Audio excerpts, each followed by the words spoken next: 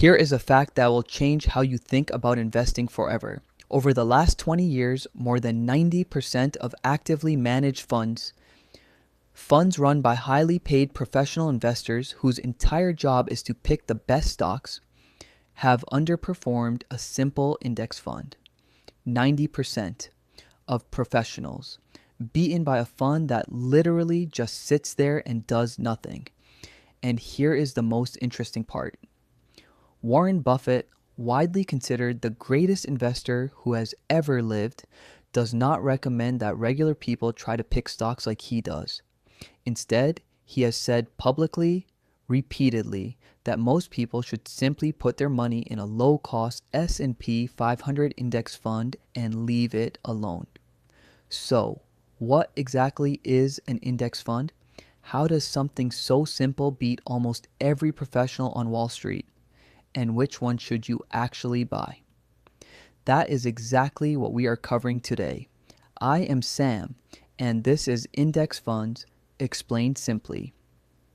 Let me start with the most important thing, what an index fund actually is. An index is simply a list of companies grouped together by certain rules. The most famous index is the S&P 500, which is a list of the 500 largest publicly traded companies in the United States.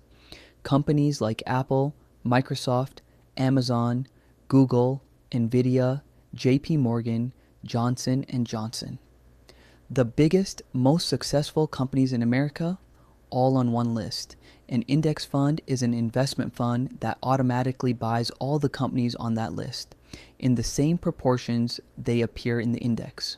So when you buy one share of an S&P 500 index fund, you are instantly buying a tiny piece of all 500 companies at the same time. You are not picking Apple over Microsoft. You are not betting on one company. You own all of them automatically without thinking about it. Here is why this is powerful. When one company in the index has a bad year, say one company drops 40%, it barely affects your investment because 499 other companies are still in there. Your money is spread across the entire US economy.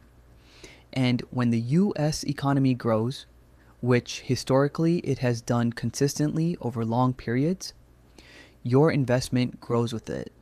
That is the entire concept of an index fund. You are not trying to beat the market. You are buying the market, all of it, at once, for almost no cost. Simple, diversified, powerful. That is an index fund. Now, let me explain how index funds actually work under the hood, because this is what makes them so different from every other type of investment. There are two types of investment funds in the world: actively managed funds and passively managed funds, which are index funds. An actively managed fund has a team of highly paid analysts and fund managers. These are smart people with finance degrees from top universities. Their entire job every single day is to research companies, analyze financial statements, study market trends, and decide which stocks to buy and sell. They are trying to outsmart the market and pick the winners. For this service, they charge you a fee, usually somewhere between 0.5% and 2% of your investment per year. This fee is called the expense ratio. Sounds reasonable, right? But here's the problem. After paying all those smart analysts, after all that research and trading, the data shows they consistently fail to beat the market over the long term. In fact, over any 20-year period, around 90% of actively managed funds have underperformed a simple index fund. An index fund does the opposite of all that. There is no team of analysts, no one is trying to outsmart the market. The fund just automatically holds whatever companies are in the index. No decisions needed. Because there are no analysts to pay, the costs are incredibly low. The Fidelity S&P 500 Index Fund, FXAIX, charges just 0.015% per year. On $10,000 invested, that is $1.50 per year in fees. not $150. $1.50. And because the costs are lower, more of the market's returns go directly into your pocket instead of paying for a fund manager's salary. This is why index funds win. Not because they are smarter, but because they are cheaper. And over decades, lower costs compound into significantly higher returns for the investor. Less cost, more return. That is the index fund advantage. I want to spend a moment on fees because most people severely underestimate how much they matter. And the numbers, once you see them, are genuinely shocking. Let's say you invest $10,000 and leave it for 30 years, earning the historical S&P 500 average return of 10% per year. With an index fund charging 0.015% like FXAIX at Fidelity. After 30 years, you end up with approximately $172,000. Now, let's say instead you put that same $10,000 into an actively managed fund charging 1% per year. Same market return, same 30 years. You end up with approximately $132,000. The difference? $40,000. Gone. Not to market losses, not to bad investment decisions, just to fees. And that is just on $10,000. Scale that to $100,000 invested over a career, and you are talking about losing hundreds of thousands of dollars purely in fees to a fund that most likely underperformed the index anyway. This is what Warren Buffett has been saying for decades. Most individual investors, people like you and me, are far better off in a low-cost index fund than paying high fees to professional managers who statistically fail to beat the index. In his 2013 letter to Berkshire Hathaway shareholders, Buffett wrote that his instructions to the trustee of his estate are to put 90% of the money into a very low-cost S&P 500 index fund for his wife after he is gone. The greatest investor alive, recommending index funds for his own family. That tells you everything you need to know. Okay, you understand what index funds are and why they work. Now, let me give you the specific funds I recommend for beginners in 2026 with the actual numbers. All of the funds I'm about to mention track the S&P 500. They all hold the same 500 companies. They all deliver essentially the same returns. The only meaningful difference between them is the fee, called the expense ratio, and which platform you can buy them on. First, FXAIX from Fidelity. Expense ratio of 0.015%. That is the lowest cost S&P 500 fund available. 5-year annualized return of 13.6%. No minimum investment. Available only at Fidelity. If you opened a Fidelity account in episode 2, this is what you buy. Second, FNILX from Fidelity. Expense ratio of literally 0%. Fidelity charges you absolutely nothing to hold this fund. It technically tracks a slightly different large cap index rather than the official S&P 500, but the performance difference is negligible. 5-year return of 13.2%. If you want the cheapest possible option, this is it. Third, VOO from Vanguard. Expense ratio of 0.03%. 5-year annualized return of 13.6%. This is arguably the most well-known index fund in the world.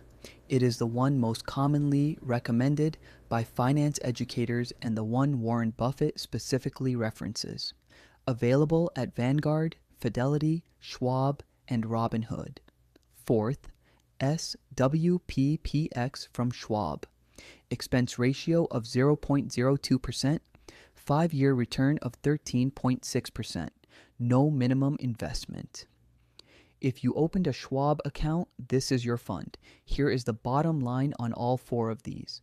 They are all excellent. The differences between them are tiny. The most important decision is simply picking one and buying it. Do not spend weeks comparing these four funds. They are essentially identical in performance. Pick the one that matches your account and invest. Before I wrap up, I want to quickly address something that confuses a lot of beginners. What is the difference between an index fund and an ETF? The short answer, almost nothing, at least for your purposes as a beginner. An ETF, which stands for Exchange Traded Fund, is simply a type of index fund that trades on the stock market like a regular stock throughout the day. You can buy and sell it at any minute during market hours at the current price.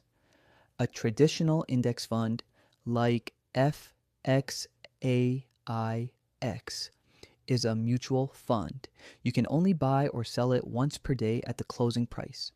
For long-term investors, this distinction makes absolutely no practical difference. Both ETFs and traditional index funds can track the same index. VOO is an ETF that tracks the S&P 500. FXAIX is a mutual fund that tracks the S&P 500. They hold essentially the same companies and deliver essentially the same returns. For a beginner just starting out, do not overthink this. Whether you buy VOO, the ETF, or FXAIX, the mutual fund, you are investing in the same 500 companies. The structure is slightly different. The outcome is virtually identical. Pick one, buy it, add to it every month. That is the entire strategy. Let me bring everything together. An index fund automatically buys all the companies in a market index like the S&P 500, giving you instant diversification across 500 of the largest companies in America. Index funds beat 90% of professional fund managers over 20 years. Not because they are smarter, but because they charge almost nothing in fees and let your returns compound without interference. Fees matter enormously. A 1% annual fee versus 0.015% can cost you over $40,000 on a $10,000 investment over 30 years. Choose low-cost index funds every time. The best index funds for beginners in 2026 are FXAIX and FNILX at Fidelity, VOO at Vanguard and Robinhood, and SWPPX at Schwab. All track the same 500 companies. All are excellent. Pick the one that matches your account and buy it. And remember, Warren Buffett, the greatest investor alive, recommends this exact strategy for regular people. If it is good enough for his family's money, it is good enough for yours. In episode 4 of Investing 101, we are covering compound interest, specifically how it turns $1,000 into $1 million and why Einstein called it the eighth wonder of the world. That one is going to blow your mind. If this video helped you understand index funds, please like it and subscribe. New videos every Tuesday, Thursday, and Saturday. I am Sam. See you in episode 4.